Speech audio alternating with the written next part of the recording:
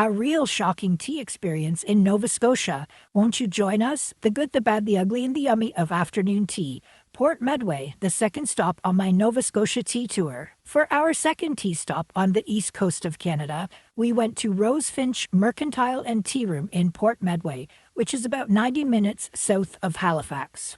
As usual, we will start with the good, and it was the food on the whole, like every bite, in fact. To be honest, our food was very slow to arrive. There must have been some major issues in the kitchen because it was unreasonably long, like a 40-minute wait, but it ended up being worth the wait. There were 3 savories, 3 scony items, and 3 sweets per person. The first slider was a roasted carrot with hummus and arugula. The second slider was pulled pork with ancho sauce and corn coleslaw, and the quiche was mushroom brie. As you can see, this was a unique savory tier for a thing called afternoon tea. Not a finger sandwich in sight, but all 3 of these items were absolutely delicious. The quiche was perfection for me. 2 slider buns was a bit much for me. I would have liked the roasted carrots to be served otherwise. Open face on rye, perhaps?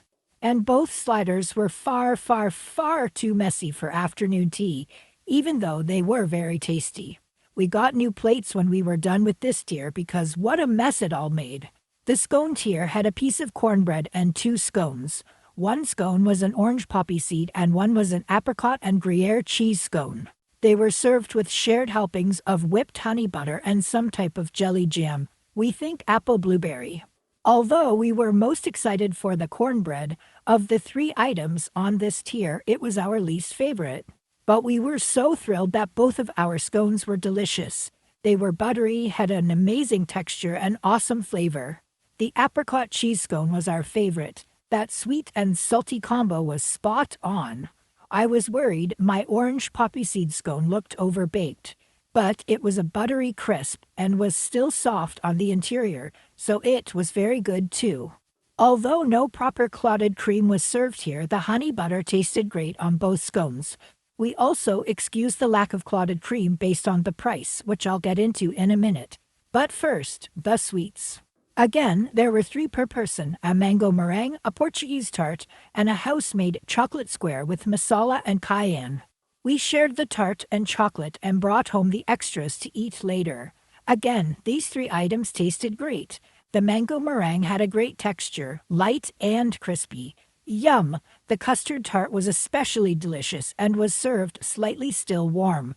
The custard was much smoother and nicer than other such tarts I've had. It was top-notch. Although it was spicy for my delicate palate, the house-made chocolate was a fun addition, and my friend was totally enamored with it. Another very good aspect here was the price. This afternoon tea was only $30 per person, a price that is almost unheard of nowadays for tea. But given its location, pretty far outside major towns, and its very casual mercantile venue, this is likely justified. For the record, our server offered me a discount for the delayed food, but I declined the discount. This was a great tea experience for $30 per person.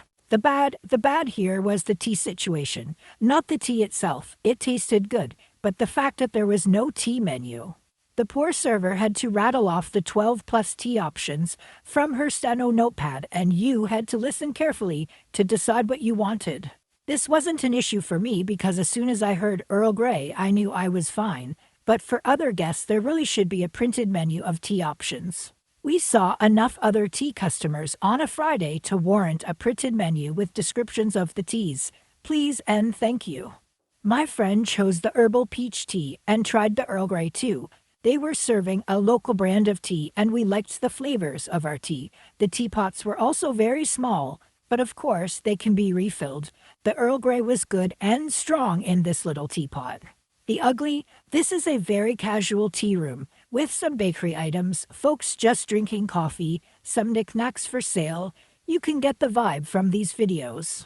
It's not a fancy place, and they clearly care about serving good food, so let's just focus on that too, shall we?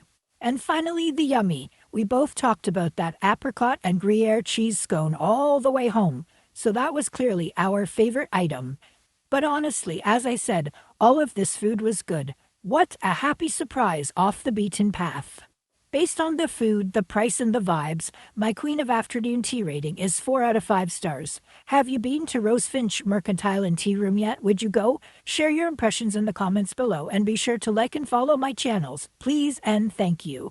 More Halfaix teas coming up next. Follow along, tea friends. P.S. There is a really cute gift shop in this tiny place too. Check it out if you happen to be near Port Medway.